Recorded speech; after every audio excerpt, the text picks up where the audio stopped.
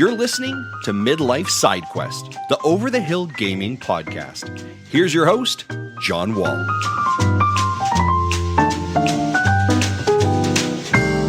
Welcome to Midlife Side Quest, episode 26. Thank you so much for tuning in. On today's episode, we're going to be talking about the rumors of a PS5 Pro.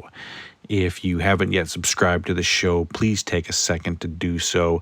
And I would also really love to hear your feedback, which you can do by leaving a review wherever you're listening to today's episode.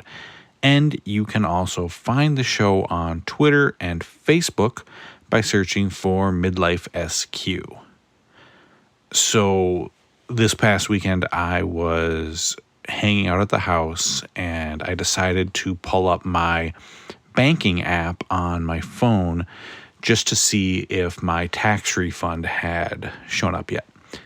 And as I'm looking, I notice a charge on my account, a charge to Oculus, which is weird because, I have a Quest, but I don't use it that often, and I know I haven't purchased anything in a while. I then notice another charge, and another charge, and another, and a whole bunch of charges to Oculus.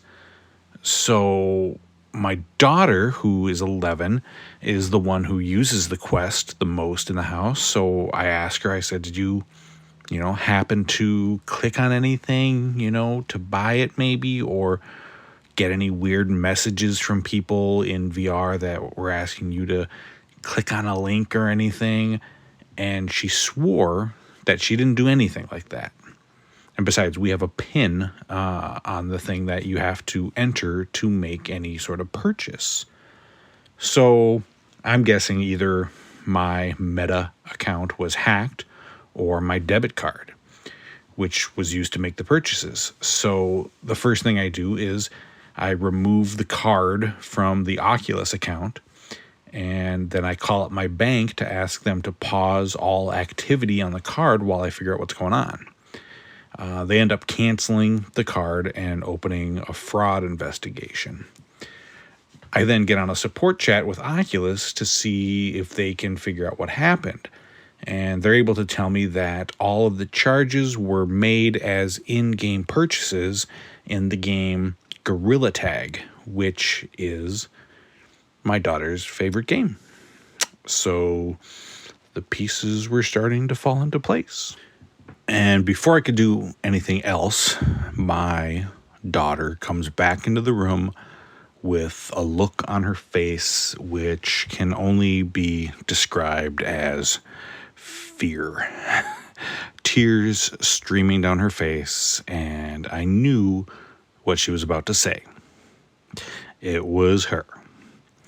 Now, she claims that she didn't know that the money was coming out of my bank account, and instead we had some sort of credit that we used up, like the way, I get Audible credits by being an Amazon Prime member, and we always use those to buy her audiobooks to listen to. So also, she reminded me of the one time that she had asked me to make a purchase on the Quest, and I told her the PIN because I'm an idiot.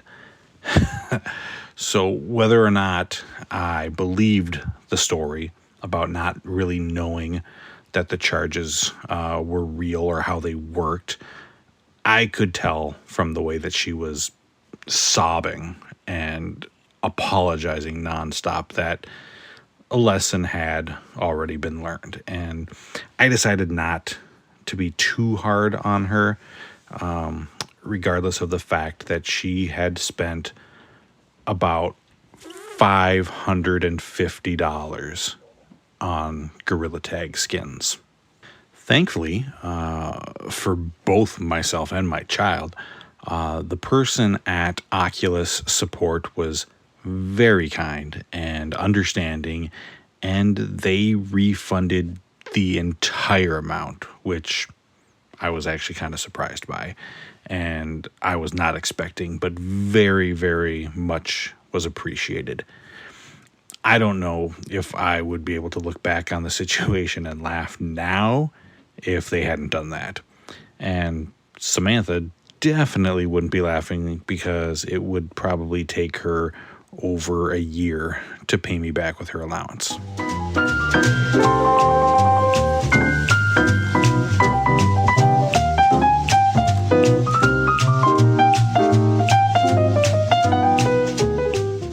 The folks over at Insider Gaming are reporting this week that Sony is in fact developing a mid-generation console, which they call here the PS5 Pro.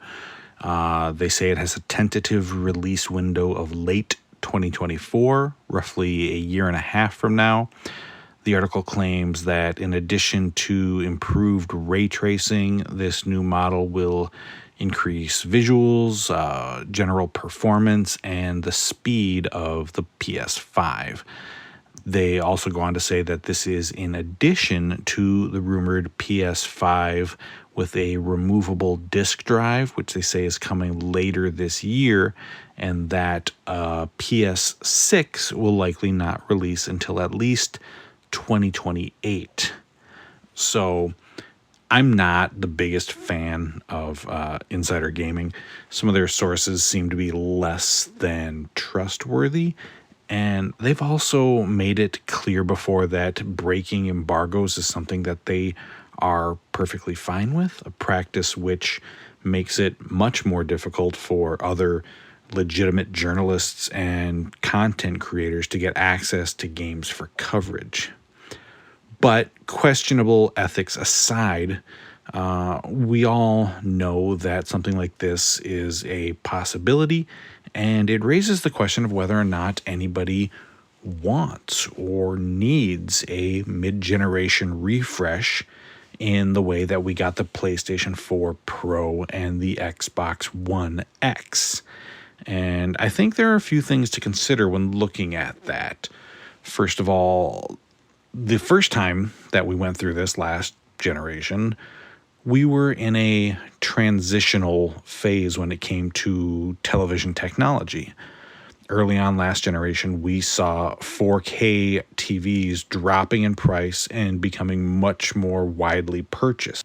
There was a cool new feature that was not possible on the base PS4 and Xbox One that you could slap on a box and would help to justify that upgrade. Switching from 1080p to 4K was a game changer that made your video games look considerably better. And there's no such feature that I'm aware of that would have that same wow factor this time around. 8K televisions, they exist, but we're a long way from those becoming anything close to mainstream. So what is your marquee feature? With the PS5 and the Xbox Series X, most games are capable of running in 4K resolution, or running at 60 frames per second or 120, and in some cases both. And there's plenty of games which have ray tracing already. Now, granted, with most AAA games, you're going to be forced to choose between a performance mode or a fidelity mode. Most games aren't doing all of that with ray tracing enabled.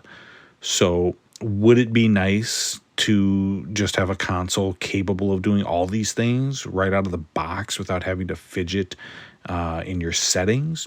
Yeah, sure, that would be nice. But I don't think that that alone is a very enticing argument to spend another $500. There's also the fact that while these consoles have been out for 2.5 years, in a lot of ways it feels like this generation has barely gotten started. For one, we are only now getting to the point where people are able to find them in stores. They've been incredibly hard to find. In fact, I still have never seen a PlayStation 5 or a Series X on a store shelf. Ever, anywhere. So for most people, this generation is really only just beginning. And partly because of the scarcity of the consoles, most developers have shied away from releasing games exclusively for them. Most games have been cross-generational with the PS4 and the Xbox One, meaning that most developers haven't started really using these machines to their fullest potential. Now, we've started seeing some more current gen exclusives in the past, 12 months or so, but I think we've barely scratched the surface of what is possible. So why release a mid-gen console? I don't think gamers are really asking for it. I don't think developers are asking for it, although, I'm sure that they wouldn't mind that extra power. I think the one and only reason to release a new mid-console generation this time around would be greed. And yes, I know that all of these companies are here to make money, but doing this would feel like more of a shameless cash grab than usual. They know that there's a group of hardcore consumers who will buy pretty much any new piece of tech that you set in front of them, and they can probably sell several million consoles to these people. So, no, I don't think we need any new consoles yet, and I hope that we don't see this happen. Let a console generation be a generation, and we'll talk again in about 4 or 5 years.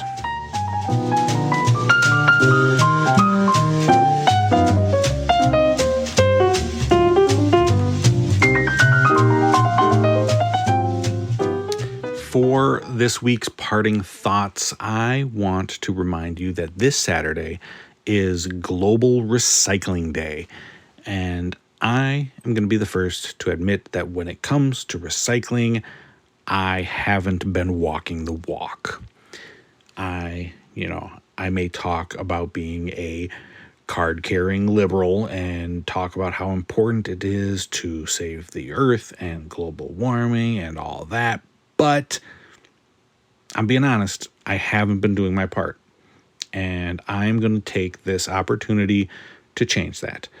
I'm going to go out, I'm going to buy a new bin for cans and bottles, and I'm going to start using that big green recycling can that has been sitting in my garage with the same boxes in it for months. And I encourage you, if you haven't been doing it either, you should do the same. Thank you so much for listening to Midlife Side Quest. You can catch new episodes every Thursday morning wherever you listen to podcasts. And remember, if you enjoyed this show, please give it a subscribe and leave a review. And you can also follow the show on Twitter and on Facebook, where we go by Midlife SQ. Until next time, be well and keep playing.